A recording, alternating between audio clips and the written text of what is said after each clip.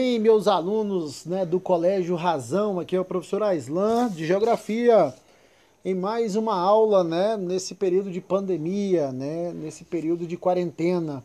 E hoje nós vamos trabalhar o quê? O tema principal é o espaço rural brasileiro, é a questão da pecuária, a questão da agricultura, do extrativismo dentro do espaço rural brasileiro, né? O Brasil, que é um país hoje totalmente urbano, mas que até o 1930, 1940 ainda era um país rural, ou seja, tinha mais gente morando na zona rural do que na zona urbana. Com o passar do tempo, né, veio o processo de industrialização e automaticamente houve o processo de urbanização, fazendo com que as pessoas, grande parte, migrasse do campo para a cidade, né, o famoso êxodo rural, né, que é a saída de pessoas do campo para a cidade, assim fazendo o processo de urbanização. Automaticamente, né, depois do processo de urbanização, né, tem as consequências positivas, né, que é o crescimento das cidades, né, a industrialização, né, depois vai virar uma metrópole, depois uma megalópole, mas também nós tivemos o problema da favelização, é um problema corriqueiro dentro do processo de urbanização. Mas vamos lá, o negócio agora é o espaço rural brasileiro, né? O espaço rural brasileiro é a nossa primeira aula, só que eu vou trabalhar com vocês agora sobre o trabalho rural no campo. Os trabalhadores temporários, né? O grupo de pessoas que vai trabalhar nessa zona rural, ok? Eu sou o professor Aislan, né? Todo mundo sabe. Vou deixar aqui meu nome para vocês, né? Porque vocês têm que saber quem é o mentor aqui dessa aula. Ok, professor Aislan aqui. Nós vamos começar, né, nesse contexto falando sobre os posseiros, né, os posseiros, trabalhadores que detêm a posse da terra, mas não são donos, pois não possuem a documentação do lote. Gente, isso no Brasil, né, problema da reforma agrária, né, é, é um problema muito corriqueiro, né? Aqui no nosso estado de Goiás temos demais o problema dos poceiros, né? Principalmente na região ali de Itaberaí, cidade de Goiás, Faina, Araguapaz, tem muitas dessas pessoas que trabalham nesse esquema de posse, né? Toma posse da terra, mas não tem nenhuma documentação dessa terra, desse lote. Gente, isso, vamos cá entre nós, isso aí é uma questão que não existe. Ah, mas professor, a terra não é produtiva. Gente, mas não é sua, vai invadir para quê? Certo? Então, poceiros está dentro de uma classe, né, de pessoas que invadem, né, e tomam posse de terras, de lote e assim sucessivamente, ok? Vamos falar sobre agora os arrendatários, né? Trabalhadores que alugam terras para produzir. Opa! Bom, pessoal, arrendatários, desculpa aí, né? Já é um grupo de pessoas, peraí, já existe uma legalidade nesse trabalho, né? Eu, particularmente, lá nas plantações de alface, sigo essa questão, aluga-se a terra, né? Aluga-se a terra, planta, né, e paga o aluguel dessa terra pro proprietário, né? Não tem esse problema igual dos poceiros de forjar ou falsificar ou de não ter nenhum documento, tá?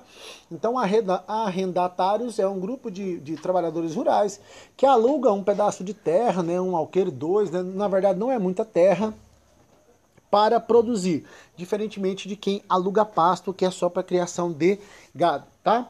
Arrendatários está na segunda classe nossa, né, dentro do trabalho rural no Brasil, dentro do contexto do espaço rural brasileiro.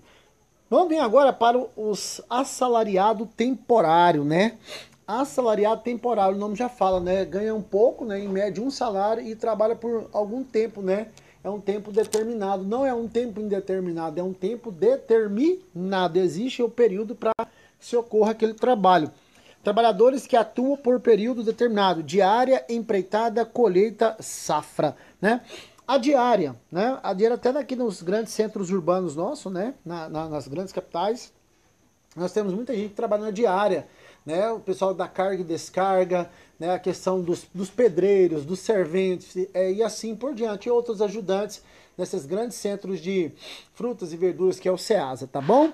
Empreitada, você pega um determinado serviço, né? E você pega, faz a empreita dele, né? Você tem uma determinação, ó, eu preciso de 10 dias para fazer esse serviço e você vai cobrar dentro desses 10 dias de serviço, tá bom? Colheita safra, né? Colheita safra, a última aqui, é justamente a questão do plantio, né? Você planta, né, por exemplo, cana-de-açúcar, né, e outras questões aqui, milho, soja, trigo, feijão, algodão. Depois você retorna essa fazenda para colher, né? Para colher, então entra nesse período de colheita safra, certo?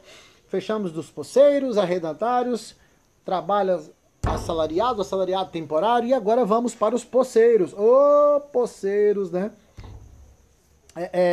Poceiros, e agora os parceiros. Parceiros. Trabalhadores que se associam para produzir. Tá, junta eu e um colega meu, né? E nós vamos produzir, vamos alugar uma terra e vamos fazer a divisa, né? Vamos ver quanto a gente vai investir e fazer toda a divisa do que é gasto e do que é arrecadado. Geralmente um detém as terras e o outro os equipamentos e maquinários. Mas muitas das vezes, gente, eles passam a ser o quê? Arrendatários, tá? No final eles dividem a produção conforme acordo estabelecido. Todo mundo faz um acordo, né? Todo mundo tem algo pré-estabelecido. Peraí, deixa eu voltar aqui, que não pegou bem. Todo mundo tem algo pré-estabelecido, tá? Acordo. Vamos lá pro acordo e o estabelecimento desse acordo, que é realmente combinado entre os parceiros. Não já fala parceiro, parceria, amizade, né? Trabalho em conjunto. Tá. Vamos agora para os pequenos proprietários, justamente, né? Aqueles que praticam agricultura de subsistência, né?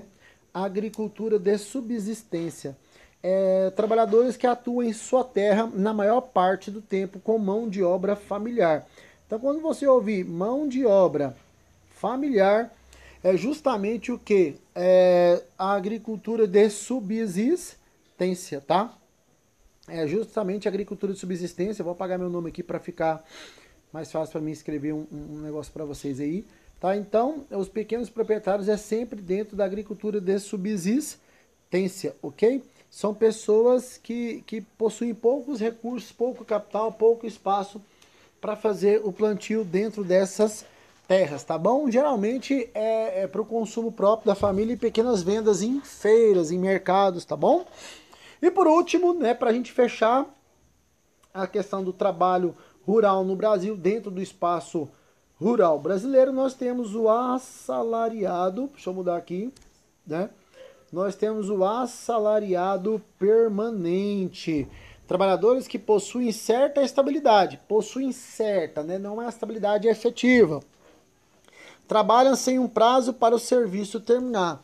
Muitas das vezes, né, aqueles grandes agricultores, eles acabam, né, construindo pequenas vilas dentro das suas fazendas, justamente para ele ter aquele trabalhador bem próximo dele, né? Ele fornece casa, ele vai fornecer escola, ele vai fornecer um monte de coisas justamente para essas pessoas ficar ali próximo, não ter aquele troca-troca de funcionários, tá?